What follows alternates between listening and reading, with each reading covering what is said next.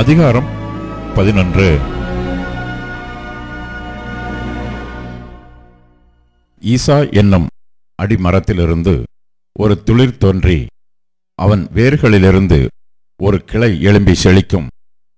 ஞானத்தையும் உணர்வையும் அருளும் ஆவியும், ஆலோசனையையும் பெலனையும் அருளும் ஆவியும், அறிவையும் கர்த்தருக்கு பயப்படுகிற பயத்தையும் அருளும் ஆவியுமாகிய கர்த்தருடைய ஆவியானவர் அவர் மேல் தங்கியிருப்பார். கர்த்தருக்கு பயப்படுதல் அவருக்கு உகந்த வாசனையாயிருக்கும். அவர் தமது கண் கண்டபடி நியாயம் தீர்க்காமலும், தமது காது கேட்டபடி தீர்ப்பு செய்யாமலும், நீதியின்படி ஏழைகளை நியாயம் விசாரித்து, யதார்த்தத்தின்படி பூமியிலுள்ள சிறுமையானவர்களுக்கு தீர்ப்பு செய்து, பூமியை தமது வாக்கின் கோலால் அடித்து, தமது வாயின் சுவாசத்தால் துன்மார்க்கரை சங்கரிப்பார். நீதி அவருக்கு அரைக்கட்டும், சத்தியம் அவருக்கு இடைக்கச்சையுமாயிருக்கும்.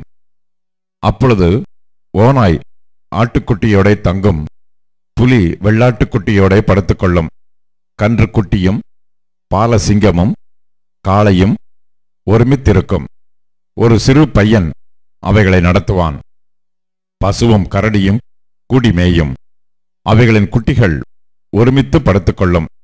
சிங்கம் மாட்டைப்போல் வைக்கோல் தின்னும். பால் குடிக்கும் குழந்தை விரியன் பாம்பு வலையின் மேல் விளையாடும்.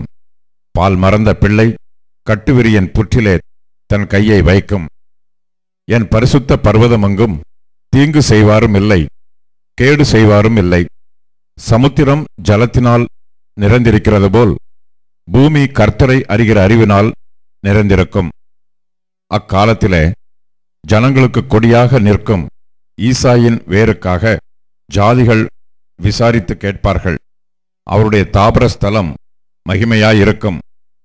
அக்காலத்திலே ஆண்டவர் அசீரியாவிலும் எகிப்திலும் பத்ரோசிலும் எத்தியோப்பியாவிலும் பெர்சியாவிலும் சினேயாரிலும் ஆமாத்திலும் சமுத்திர தீவுகளிலும் தம்முடைய ஜனத்தில் மீதியானவர்களை மீட்டுக்கொள்ள திரும்ப இரண்டாம் விசை தமது கரத்தை நீட்டி, ஜாதிகளுக்கு ஒரு கொடியை ஏற்றி இஸ்ரவேலில் துரத்துண்டவர்களை சேர்த்து, யூதாவில் சிதறடிக்கப்பட்டவர்களை பூமியின் 4 திசைகளிலும் இருந்து கூட்டுவார். எப்பிராயீமின் பொறாமை நீங்கும். யூதாவின் சத்துருக்கள் சங்கரிக்கப்படுவார்கள். எப்பிராயீம் யூதாவின் மேல் பொறாமையாயிரான்.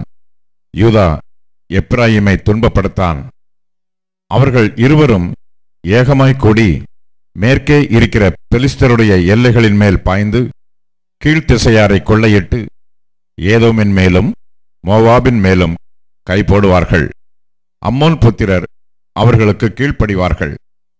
எகிப்தின் சமுத்திர முனையை கர்த்தர் முற்றிலும் அழித்து, தம்முடைய காற்றின் வலுமையினால் நதியின் மேல் தமது கையை நீட்டி 7 ஆறுகளாக பிரித்து, ஜனங்கள் கால் நனையாமல் கடந்து போகும்படி பண்ணுவார். இஸ்ரவேலர் எகிப்து தேசத்திலிருந்து புறப்பட்ட நாளில் அவர்களுக்கு இருந்தது போல அசீரியாவிலே அவருடைய ஜனத்தில் மீதியானவர்களுக்கு ஒரு பெரும் பாதை இருக்கும்.